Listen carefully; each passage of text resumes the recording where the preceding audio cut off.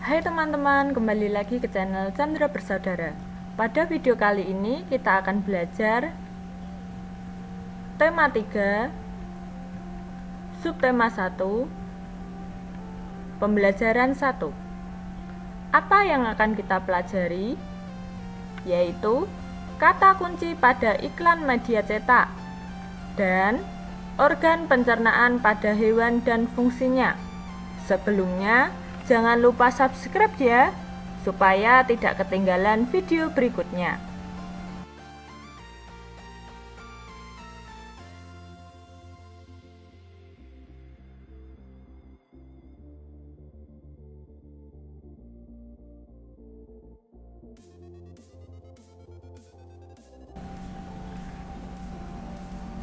Coba perhatikan gambar.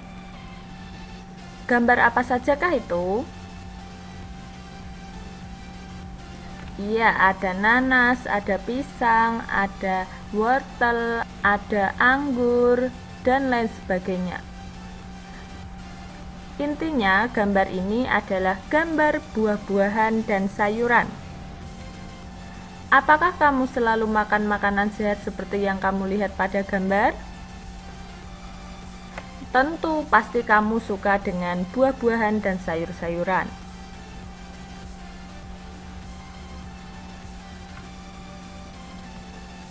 Apakah kamu tahu contoh-contoh makanan yang sehat? Iya, ada makanan pokok, sayuran, lauk hewani, dan buah-buahan. Apakah kriteria dari makanan yang sehat? Iya, kriteria makanan sehat adalah makanan yang memenuhi kriteria gizi seimbang 4 sehat 5 sempurna, yaitu makanan yang mengandung vitamin, mineral, protein, karbohidrat, kalsium, fosfor, dan lemak. Makanan sehat baik untuk tubuh kita. Tubuh manusia mengolah makanan menjadi nutrisi yang bermanfaat bagi kesehatan dan pertumbuhan tubuh. Untuk lebih jelasnya, kita akan membaca dialog Dayu, Edo, dan Siti. Dayu berkata, "Wah, sedapnya sarapanku hari ini." Edo menjawab, "Sarapan apa kamu pagi ini, Dayu? Kalau aku seperti biasa, nasi, sayur, dan telur mata sapi sudah cukup." Dayu kembali menjawab, "Ibuku membuat bubur ayam istimewa, Edo." Kemudian Siti, "Aduh, semuanya terdengar enak untukku, sekalipun hanya nasi, sayur, dan telur mata sapi. Apalagi kalau bubur ayam istimewa. Bersyukurlah kita dikaruniai sistem pencernaan, teman-teman. Dengan begitu, makanan yang kita makan dapat membawa manfaat untuk tubuh kita." Dayu menjawab, "Betul juga ya. Apa sebenarnya manfaat sistem pencernaan itu, Siti?"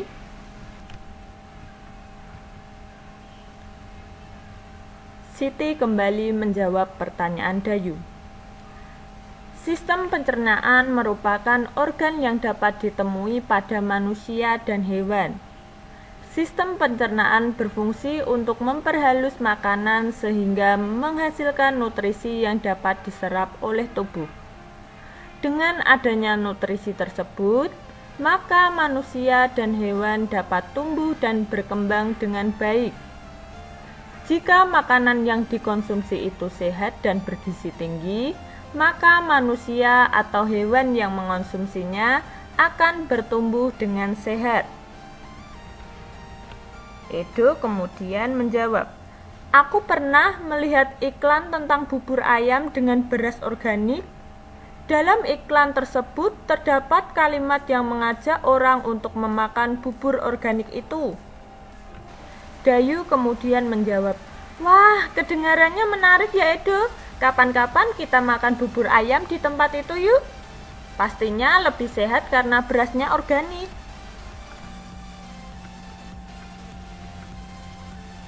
Makanan sehat penting bagi tubuh kita.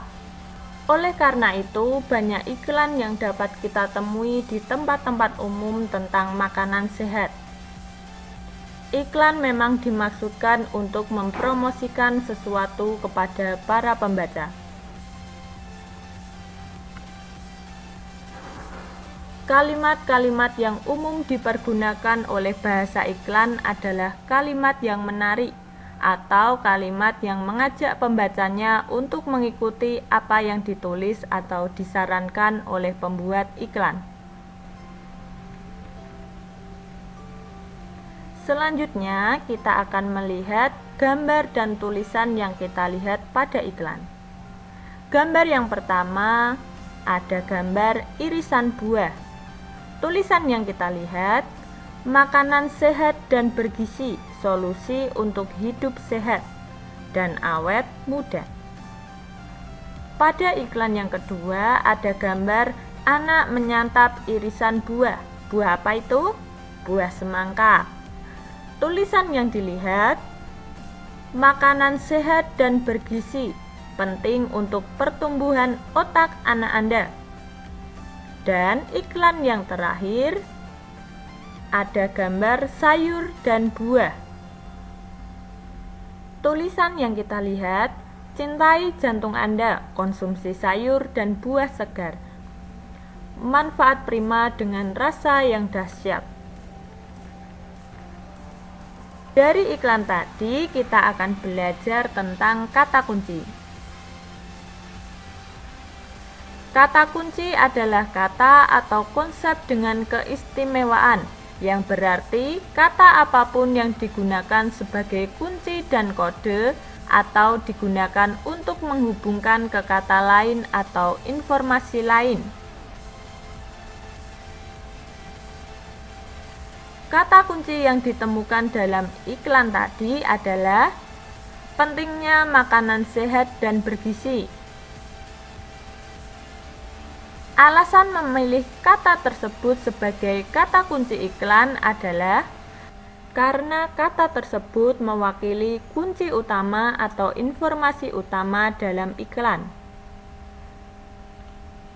Apa ciri-ciri kata kunci? Yuk kita cari tahu. Iya, adapun ciri-ciri sebuah kata kunci, yang pertama, terdiri dari satu kata atau dua kata yang membentuk frase kata. Ciri yang kedua, mengandung kata yang unik yang terdapat dalam sebuah bacaan. Dan ciri yang ketiga, mewakili sebagian besar atau keseluruhan topik atau konsep atau informasi dari sebuah bacaan.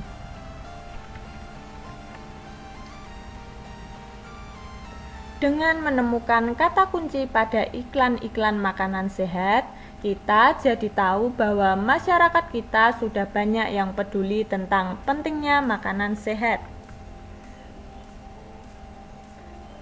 Penyempurna makanan sehat adalah susu. Seperti kita ketahui, susu umumnya dihasilkan oleh sapi.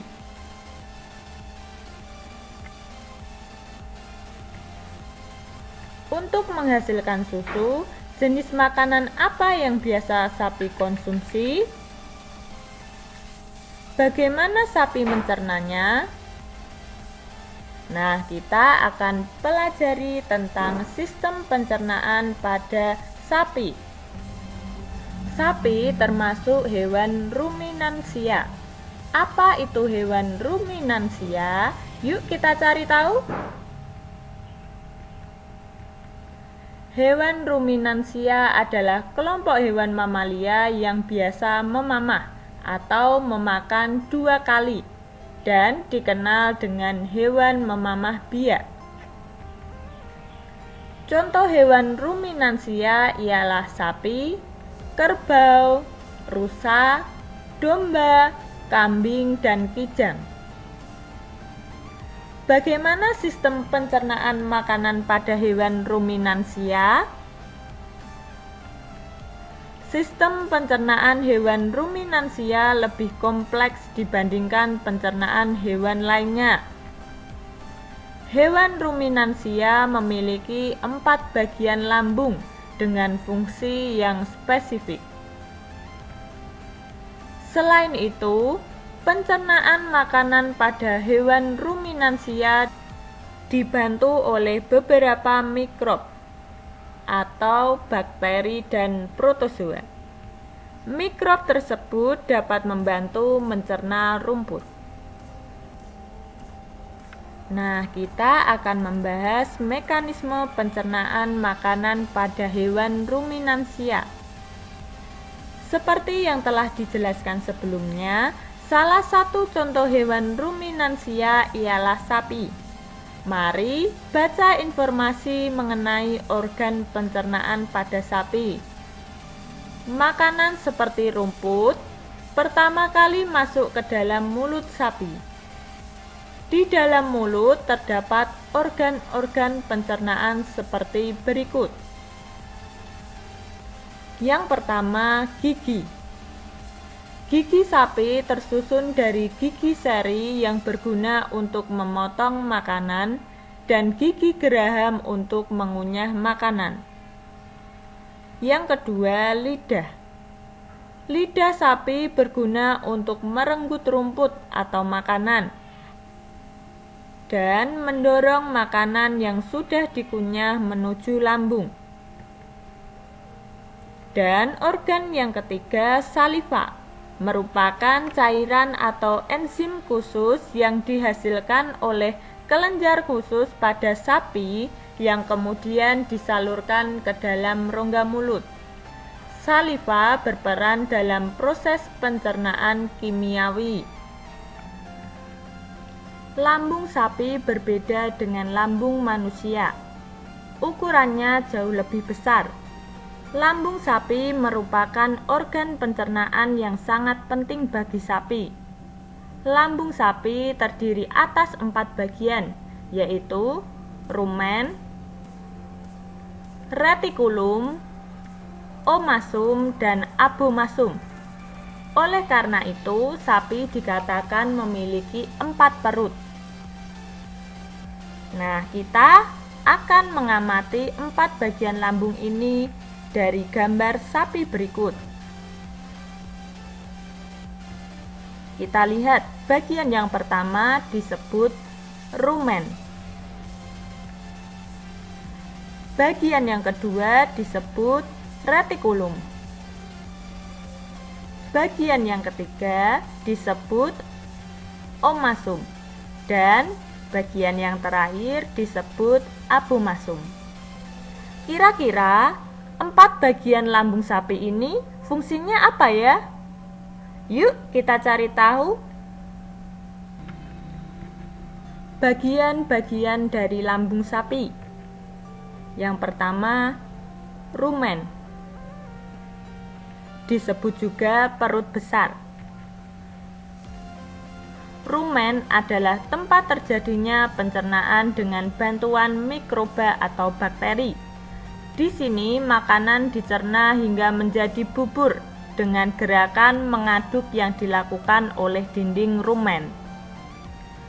Pada saat sapi beristirahat, makanan kembali ke mulut dan dikunyah kembali.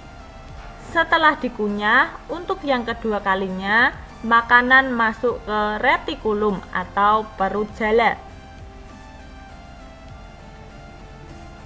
Kemudian kita akan bahas retikulum atau perut jala. Di dalam retikulum, makanan kembali mengalami proses fermentasi dengan bantuan bakteri anaerob dan protozoa. Di dalam bagian perut ini terjadi proses absorpsi dan penyaringan benda-benda asing yang masuk bersama makanan, sehingga tidak masuk ke omasum atau perut kitab. Berikutnya kita akan membahas tentang omasum. Omasum atau perut kitab. Di dalam omasum, makanan dicerna dengan bantuan enzim pencernaan. Selanjutnya, makanan masuk ke dalam abomasum. Abomasum disebut juga perut masam. Perut bagian inilah yang sebenarnya disebut dengan lambung. Di sini makanan dicerna dengan bantuan enzim pencernaan pepsin yang dihasilkan oleh abomasum. Setelah melewati seluruh proses pencernaan makanan di dalam abomasum, makanan bergerak menuju usus halus. Panjang usus halus seekor sapi dewasa dapat mencapai 40 meter. Wah, panjang sekali ya, sampai 40 meter. Di dalam usus halus terjadi proses absorpsi dan fermentasi. Selanjutnya, sisa-sisa makanan akan dikeluarkan melalui anus. Nah, setelah kita membaca mekanisme pencernaan makanan pada hewan ruminansia, kita akan menemukan kosakata baru.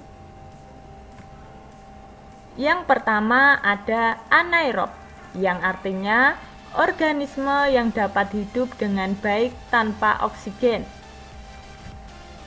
Kata berikutnya protozoa, artinya jasad renik hewani yang terdiri atas satu sel. Seluruh fungsi protozoa dilakukan oleh satu sel tersebut. Kemudian yang ketiga absorpsi, artinya penyerapan.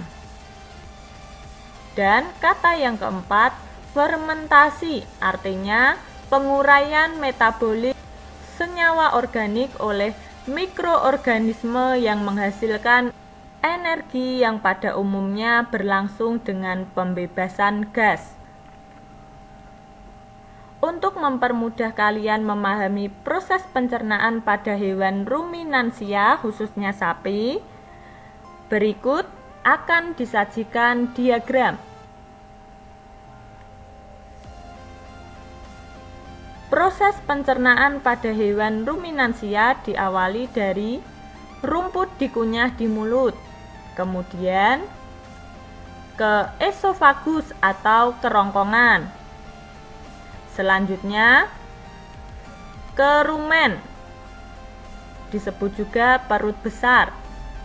Pada perut besar ini proses yang terjadi yaitu pencernaan dengan bantuan mikroba atau bakteri. Kemudian kembali ke mulut. Proses yang terjadi adalah makanan dikunyah kedua kalinya hingga lebih sempurna. Selanjutnya ke bagian retikulum. Pada bagian retikulum ini, proses yang terjadi adalah makanan difermentasi dengan bantuan bakteri anaerob dan protozoa. Selanjutnya, omasum, dan berlanjut ke abomasum. Pada abomasum, proses yang terjadi, makanan dicerna dengan bantuan enzim pencernaan pepsin. Selanjutnya, ke usus halus, dan yang terakhir, ke anus.